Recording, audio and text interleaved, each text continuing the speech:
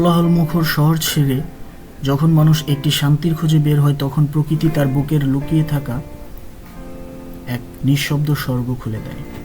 আজ আমরা তেমনই এক জায়গার পথে, মেরিঞ্জা ভ্যালি। মেঘার পাহাড়ের মাঝখানে দাঁড়িয়ে থাকে এই উপত্যকা যেন সময়কে থামিয়ে দেয়।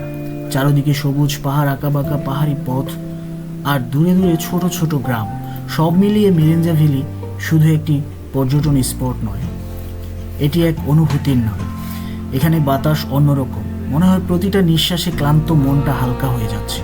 পাহাড়ের গা বেয়ে নেমে আসা মেঘগুলো যখন চারপাশ ঢেকে ফেলে, তখন মনে হয় আমরা প্রকৃতির কোলে বসে আছি, নিঃশব্দ, নির্ভার, মুক্ত। মেরিঞ্জা ভ্যালির প্রতিটা বাঁক, প্রতিটা দৃশ্য একটা গল্প বলে পাহাড়ে বসবাস করা মানুষের, তাদের সহজ জীবনযাত্রার আর প্রকৃতির সাথে মিশে থাকার সংগ্রামের। যারা শহরের ব্যস্ততায় হারিয়ে যেতে বসেছে, যারা নিজেদের ভেতরের মনটাকে আবার খুঁজে পেতে চায়, মেরিঞ্জা ভ্যালি তাদের জন্য এক নিঃশব্দ ডাক। আজকের এই ভ্রমণে আমরা শুধু একটি জায়গা দেখাবো না, আমরা অনুভব করব প্রকৃতির ছোঁয়া, পাহাড়ের নীরবতা আর মেঘের মাঝে হারিয়ে যাওয়ার এক অপূর্ব অভিজ্ঞতা। চলুন আপনাকেও নিয়ে যাই মেরিঞ্জা ভ্যালির সেই স্বপ্নের পাহাড়ে।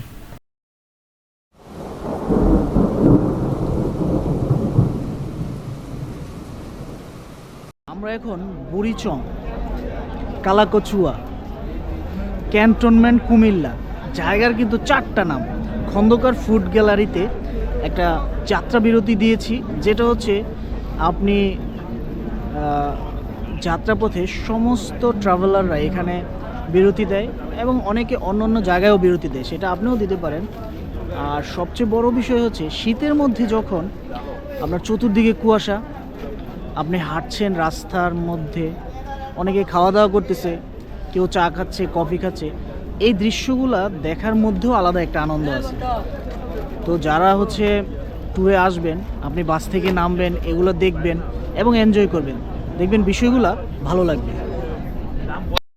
আমার পিছনে যেই গাড়িটা, সেই গাড়িটা দিয়েই কিন্তু আমরা এই ভ্রমণটা শেষ করব ইনশাআল্লাহ। চুনাটি, লোহাগড়া, চিটাগাঙে এখানে আমাদেরকে একটু জার্নির ব্রেক দিছে, কারণ হচ্ছে আমাদের যে এনআইডি কার্ডগুলো সেটা একটু সত্যায়িত করতে হবে। নিজের নাম, বাবার নাম, মোবাইল নম্বর দিয়ে এটা হাতে লিখে তারপরে হচ্ছে ওদেরকে জমা দিতে হবে, দেন এটা আর্মিদের কাছে ওরা জমা দিবে। তো এই জন্য একটু ব্রেক দেওয়া। তো টুকটাক ফ্রেশ হয়ে নিলাম, ব্রাশ ট্রাশ করে ফ্রেশ হয়ে আবার বাসে উঠবো, আবার আমরা জার্নি শুরু করবো ইনশাল্লাহ। এমন এক বিপজ্জনক রাস্তায় আছি যেটা একটা গাড়ি পাস করলে আরেকটা গাড়ি পাস করার অপশনই নাই। আর এই রাস্তাটা হচ্ছে লামার রাস্তা। আমরা চকরিয়া থেকে এখন মেরিঞ্জা ভ্যালিতে যাচ্ছি।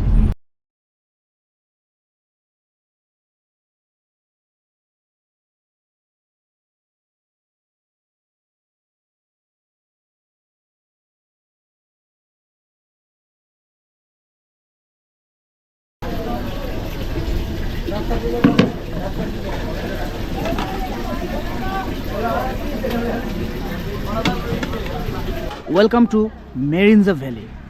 আপনাদের সকলকে মেরিঞ্জা ভ্যালিতে স্বাগত। আল্লাহ তাআলার এক অপূর্ব সৃষ্টি এই মেরিঞ্জা ভ্যালি।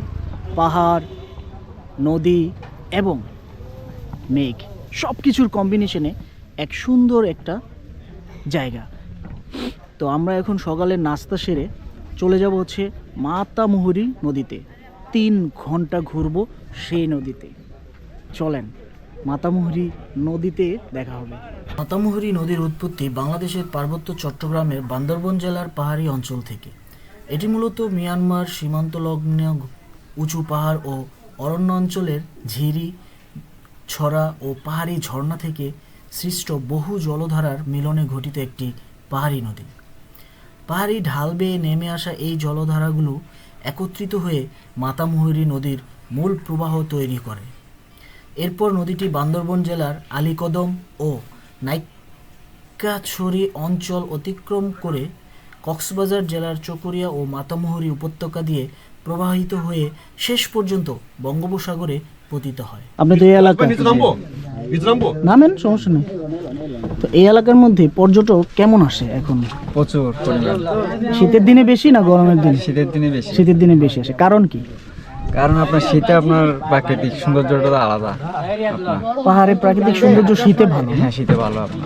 আচ্ছা, আর শীতে আপনার ঘুরতে বেড়াইতে অনেক ভালো। মজা লাগে। এই যে আমাদের মেইন মাঝি, যার কথা না বললেই নয়, সে কিন্তু আমাদের পুরা মাতামুহুরী এই নদীটা ঘুরিয়ে দেখালেন। আমি ওনার কাছে জানতে চাইবো যে এই যে এখানে যারা শস্য চাষ করে এবং বিভিন্ন ফসল ফলায়, তারা কি শুধু এটাই করে নাকি বর্ষার সিজনে অন্য কিছু করে? সিজনের মধ্যে হচ্ছে এটা হচ্ছে মনে করেন যে শীতের মৌসুমে হচ্ছে তামাক চাষ করে। আচ্ছা, এরপরে হচ্ছে আমার বর্ষা নদীর পরে হচ্ছে আপনার ওই শাকসবজি যেগুলো আছে ওগুলো ফসল মানে ওরা নিজেরাই রোপণ করে, মানে নিজেরাই উৎপাদন করে এগুলো। আচ্ছা। অন্যায় হয়, ট্যুরিস্টদের উপর যদি কোনো ক্রাইম হয়, তাহলে এটা এখানকার স্থানীয় লোকজন ওটাকে কিভাবে দেখে? ওইটাকে স্থানীয়ভাবে কেউ দেখে না, ওইটা হচ্ছে আপনার প্রশাসক আছে যারা প্রশাসক আছে, হ্যাঁ আচ্ছা। প্রশাসক মেনটেন করে এগুলো। মেনটেন করে। তো তেমন কি এখানে কোনো অকারেন্স ঘটে বেশি নাকি না অল্প?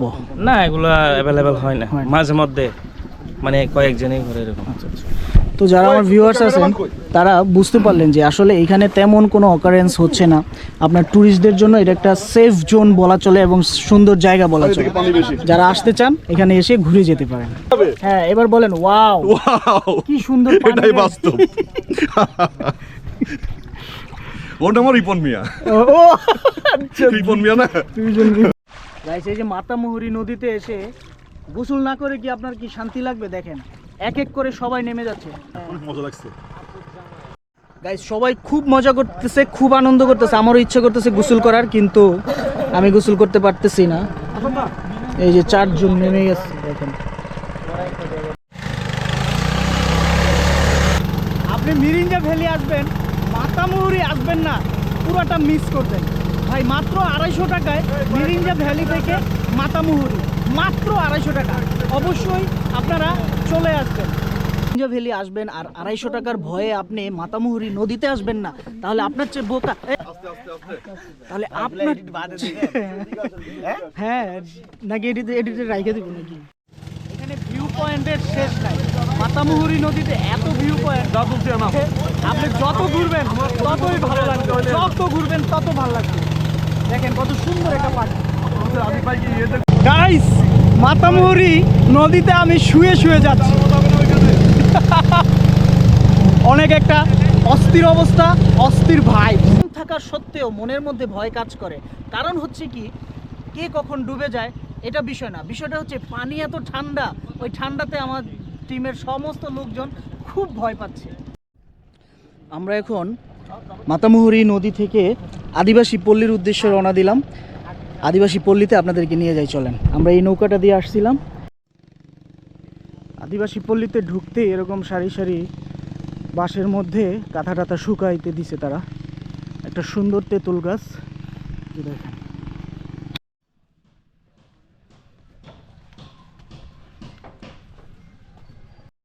আদিবাসীদের এখানে ঘরগুলো হচ্ছে দোতলা, ম্যাক্সিমাম নিচে হচ্ছে কাঠ রাখার জায়গা, আর উপরে হচ্ছে তারা থাকে।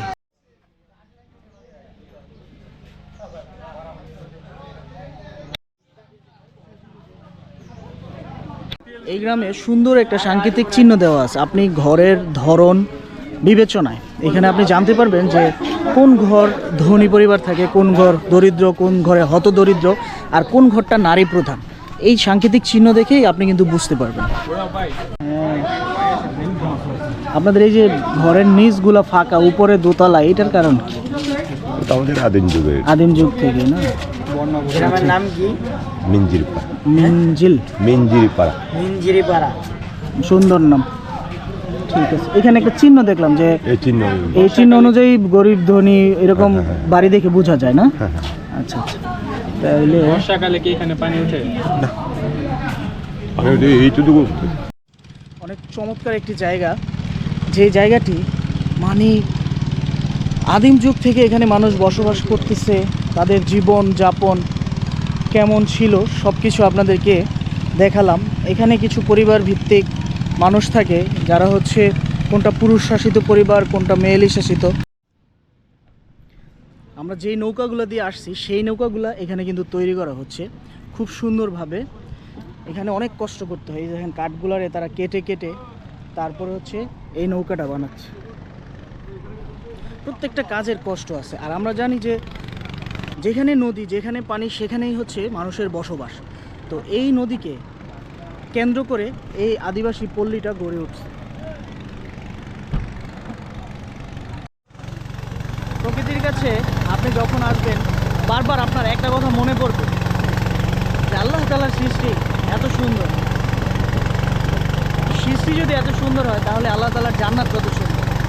এই জিনিসগুলো যখন আপনি রিয়েলাইজ করবেন, দেখবেন, তখন কিন্তু আল্লাহ তাআলার বরত্বের বিষয়গুলো আপনার কাছে বারবার সামনে ভেসে আসবে। এজন্যই বলা হয়েছে যে তোমরা বিশ্বকে ভ্রমণ করো, দেখো আমার নেয়ামত সমূহ।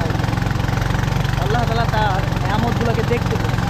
আল্লাহ তাআলা সূরা আর রহমানে এটাও বলছে যে আমার কোন কোন নেয়ামত তোমরা অস্বীকার করবে। আসলে